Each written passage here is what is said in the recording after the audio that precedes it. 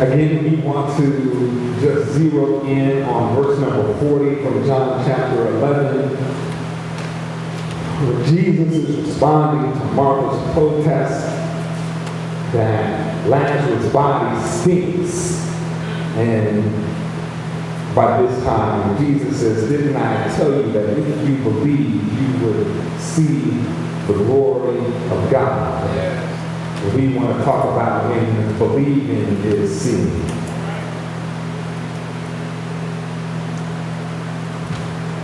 I almost titled the term faith in a funky situation. That was another title I read. Then I call it faith in a funky situation. When believing is seeing. Now, brothers and sisters, I'm not going to keep you long, so I need you to get with me early on this. We've got other work to do, so I'm going to preach this quick, and then we're going to eat so we can get out to do the other work we came to do. When believing is seeing, my brothers and sisters, God over and over again has the uncanny ability of proving God's self to us. No matter what the circumstances or situations, it seems that God always has the ability to prove over and over again just how great and just how good God is. The pages of the biblical text, my brothers and sisters, over and over again show us examples of God's greatness and God's goodness. And it seems, my brothers and sisters, that for whatever situation we find ourselves in life, there's a story that speaks to us about God's greatness and God's goodness. Can I just give you a couple of examples before we walk through this? Every once in a while, my brothers and sisters, I'm tempted to believe that my best days are behind me instead of ahead of me. That the days behind me are the best ones, and it's just a few short days left in front of me. And when I feel like that, then the Lord reminds me of the story of Abraham, when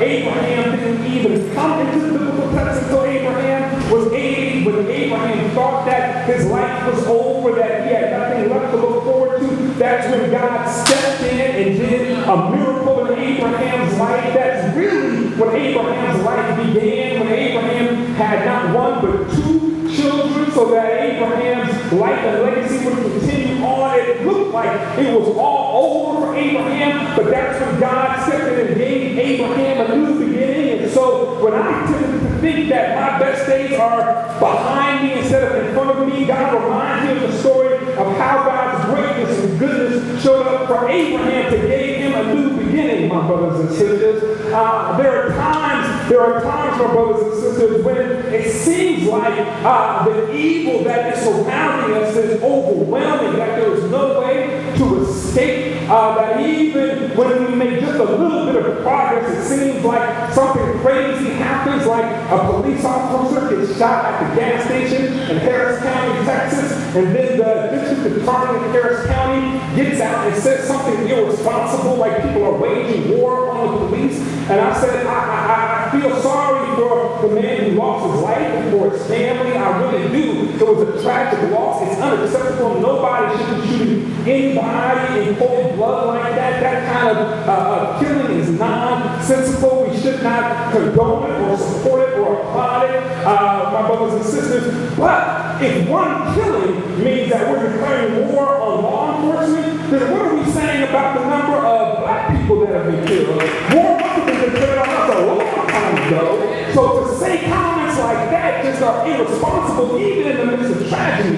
And so when this happens, sometimes I feel like that it is too overwhelming, that we're never going to get out of this. But then God reminds me of how God's greatness and goodness showed up in the book of Exodus when the people were so oppressed and they thought they would never get out, that God sent Moses with a plan to get the people out of their oppression. My brothers and sisters, when it looked like Pharaoh wasn't going to let the people go, God kept pushing and pushing until Pharaoh had no choice but to let the people go, my brothers and sisters. And in those moments, I see God's greatness and goodness showing up in Exodus, and reminds me that God's greatness and goodness can still show up in my life. Over and over again, there's stories, my brothers and sisters, no matter what situation you are in, there are stories of how God's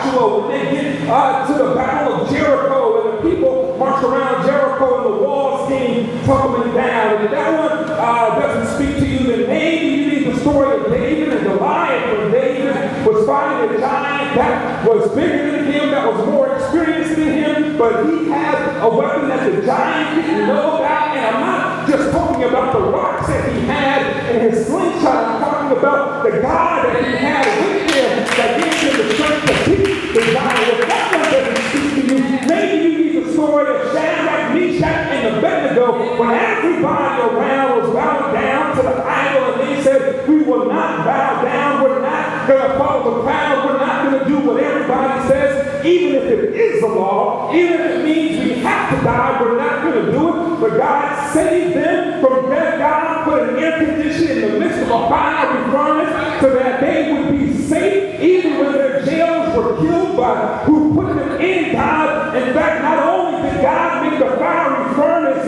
conducive for them to walk around in it, but God actually came down and visited them himself and walked around with them, so that when the king looked in the fiery furnace, the king said, I see 4 people walking around, not just 3, and the 4th one looks like the son of a god. My brothers and sisters, that maybe that story will speak to you. Maybe if that story isn't the one that you need, my brothers and sisters, there's stories over and over again that we see in the Bible where God's greatness and God's goodness shows up throughout the biblical text. But it's not just confined to the Bible, my brothers and sisters. It'd be one thing if it was just confined to the Bible. We might be tempted to think that God's greatness and goodness stopped when the biblical page is ended, but it's not just the Bible. It's all throughout history, my brothers and sisters. God's greatness and goodness shows up in interesting and peculiar ways all throughout history. I realized the other day that God's greatness and goodness showed up in such an interesting way. I learned when I was a kid, I learned that theater began with the Greeks. That the Greeks began, theater was part of Greek civilization, the wisdom and the experience of the Greeks. I found out that my history class lied to me. That's actually not true. That history did not begin with the Greeks. The Greeks were actually not great at innovating much. They were really great at remixing. They were like hip-hop artists, right? They were like today's hip-hop artists, let me say. That they don't create a whole lot. They just remix a whole lot of stuff that's already been done, and they redo it. And that's what the Greeks were great at. They were great at remixing. They would go out and find things, and then they would take it and they would remix it, and then they would burn everything else, so you never knew where it came from. And then you thought they created it. That's what they were really, really good at. Well, my brothers and sisters, the truth is that the Greeks were they were traveling through the middle of God's special continent, of the most beautiful continent in the world, that continent that they call Africa. They were traveling through the middle of Africa, and they found in Central Africa a group of people who had this ritual. They had a ritual every year that the whole town would come together, and the people, in the wisdom of this collective of people, they realized that there was so much stuff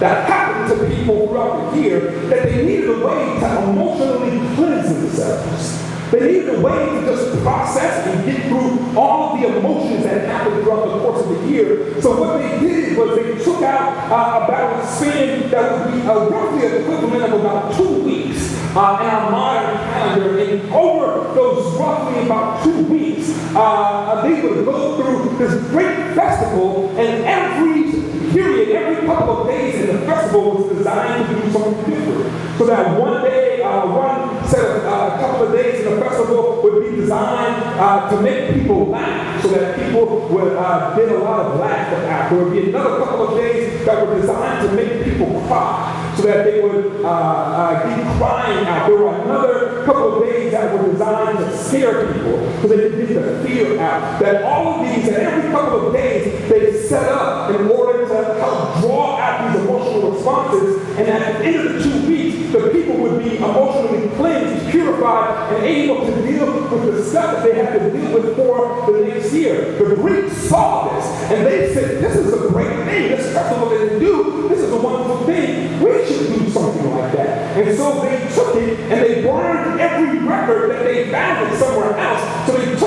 Greece, and they, in addition to the masks that they saw, they added a little costumes. They wrote a little bit of words to go behind it, and they called it theater. And that's how theater began, our brothers and sisters, that our forefathers and foremothers created what is modern day theater, that they had the wisdom and foresight long before anybody talked about psychology, long before anybody really put words to emotions, long before any of the great Greek thinkers were thinking about philosophy, that there was a group of people who did not have a written word, who understood what needed to happen for people and created a process by way they could cleanse themselves emotionally. That takes a God speaking to people to give them that kind of wisdom, my brothers and sisters. That's God's greatness and goodness showing up in history, my brothers and sisters. But maybe that's a little too far back in history and you need something a little more recent. So let me speed us up into the lifetime of some of us in the room, and you may remember how God's greatness and goodness showed up for a preacher named Martin Luther King Jr. in the Civil Rights Movement when the country seemingly was determined to prevent black folks in the South from having access to voting polls, to access to education, to access to having employment. In the North, they wanted to keep black folks from having access to be able to live in standard housing and good housing and good neighborhoods. Here in Cincinnati, they kept black folks locked in the West End. That was until they wanted the West End to build a highway. Then they forced black folks out the West End so they could build Highway 75 right through it, and then forced many black folks into Avondale, where they charged high rate for subsidized housing. And then people moved out of Avondale, and they finally let black folks spread out just a little bit here in Cincinnati. It was discrimination everywhere, just in different places. And God sent a group of people that were emotionally and spiritually led by Martin Luther King, but also had great people like Ella Baker working behind the scenes, making sure the group had what they needed, that they were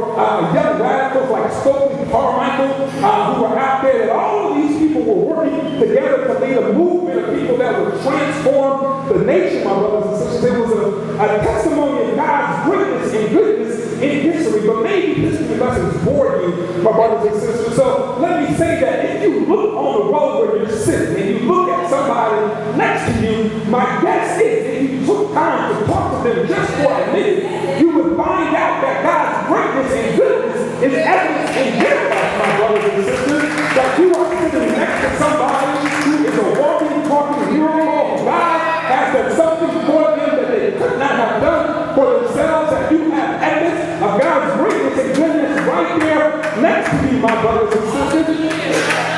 But maybe, just maybe, that's even too far for you, my brothers and sisters. And so let me just say that if you would just take a spiritual mirror and look at yourself, my brothers and sisters, my guess is that if you just look inside yourself, you can find evidence in your own life of God's greatness and goodness for you.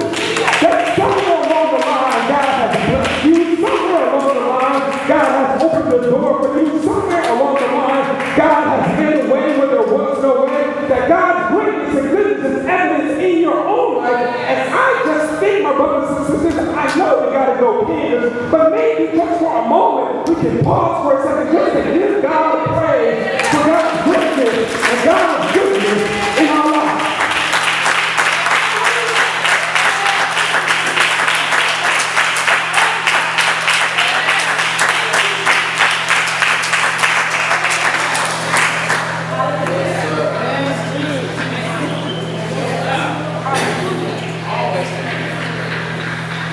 The trouble is, my brothers and sisters, the trouble is that even when I can see God's greatness and God's goodness, there are some times when the problem that's in front of me is so big that it's hard for me to see past the problem to God's greatness.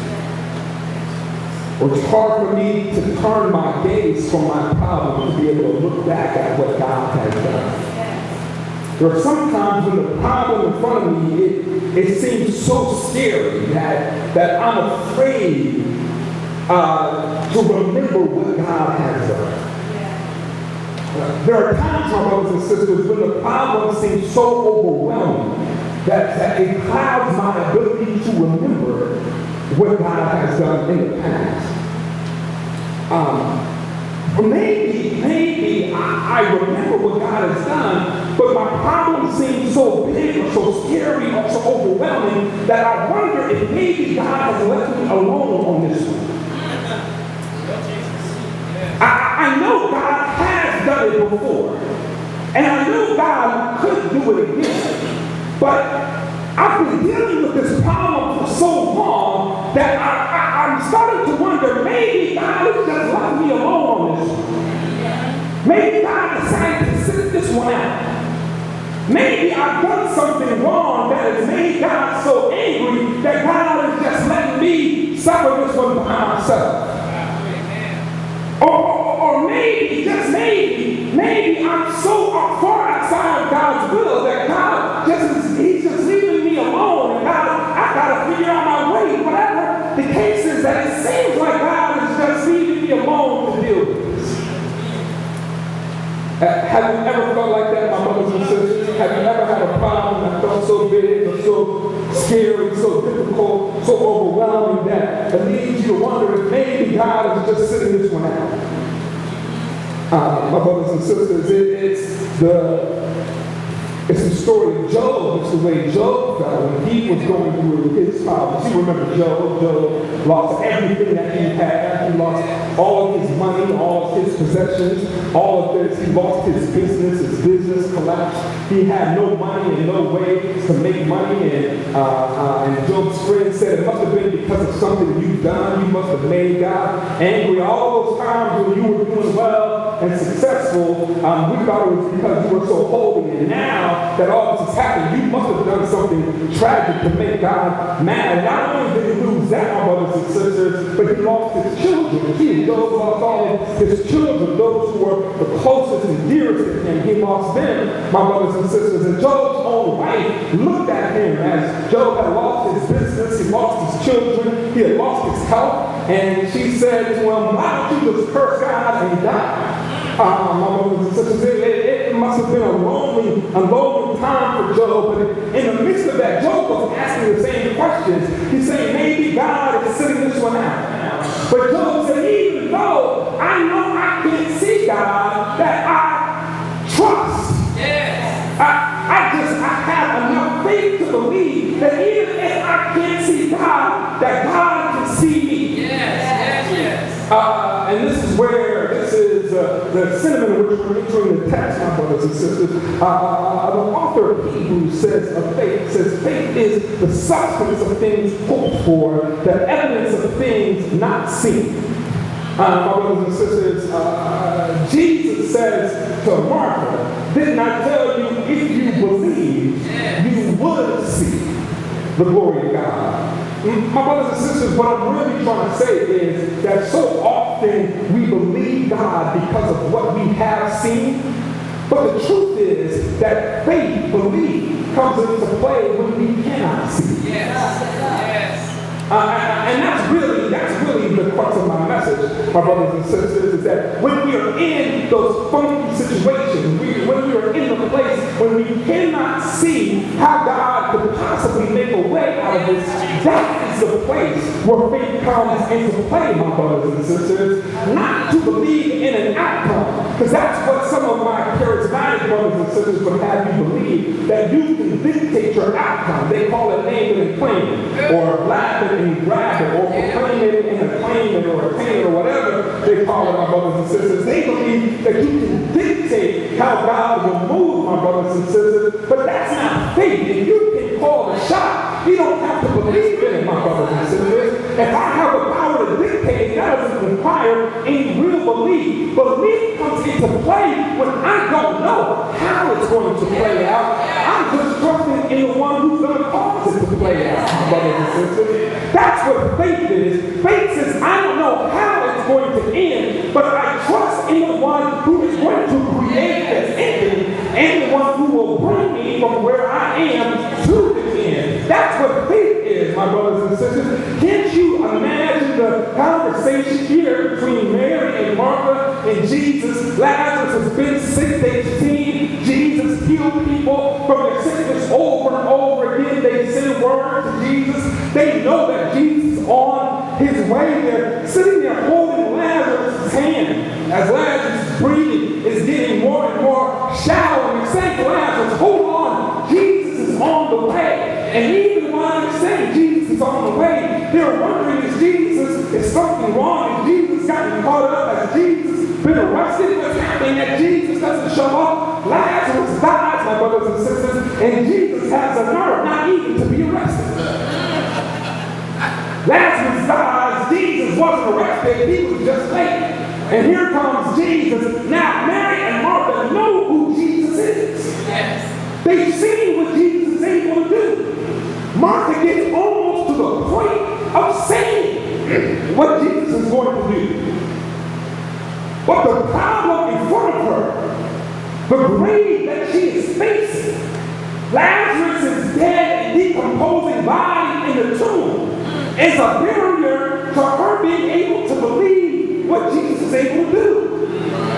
So she gets almost to the point of being able to articulate what's going to happen, but she stops just short because the problem is so big, my brothers and sisters, that she can't see how Jesus can work his way through this problem. Yes. But even in that, she believes in Jesus. Yes. She says, I know that even now, I'm mad at you, but I know that even now, I wish you had come when I called for you, but I know that even now. My brothers and sisters, I just want to pause. I know we got to go, Ken, but I just to pause for a second just to remind you, my brothers and sisters, that you don't have to be all holy and sanctimonious with God. That's right. God can deal with your frustration. God can deal with your anger. You don't have to go to God in prayer being all holy all the time. Lord God, the Father of Abraham, Isaac, and Jacob, we come with knee bowed and head bent, God, humbly beseeching your presence in this moment of our reflection. There's nothing wrong with that, my brothers and sisters. I'm just saying you don't have to pray like that all the time, my brothers and sisters. God can deal with your anger or frustration. Martha's there. She's almost to the point of cursing Jesus out. She stops just short of it. She says, Jesus, you had been here, my brother would have died. But even that, that's right. The anger doesn't preclude the faith, my brothers and sisters, that God can deal with our anger, my brothers and sisters, and still respond based on our faith even now. Yes. She says. She doesn't see the outcome, but she trusts in the one that can bring her to the outcome, my brothers and sisters. What I'm simply trying to say, my brothers and sisters, is that our belief is not in what God will do. Our belief is that God can do. And whatever God chooses to do, whether God turns it out the way we want to or not, we can trust that God has all of us in God's hands. Yes. Job said, I know that God sees me, and I don't know where God is, but God knows where I am, and he knows the way that I'm taking, and I know that when I come out of this, I will come forth as pure gold. Yeah. My brothers and sisters, when we get in difficult times, when we get in the funky situations, my brothers and sisters, I just want you to remember that you can trust in the God that will bring us to the outcome. Yes. Trusting that because of God, God will make sure that everything turns out for God's glory and for our good. I told you I was going to preach long. That's the sermon for today. Amen. We have a practice called response to the word. It's simply our way of acknowledging that God isn't just speaking through me because I'm the one up here with the microphone, but that God is designed to speak to and through each and every one of us. And so we ask that you would take a moment and say, God, what is the message that you have for me on today?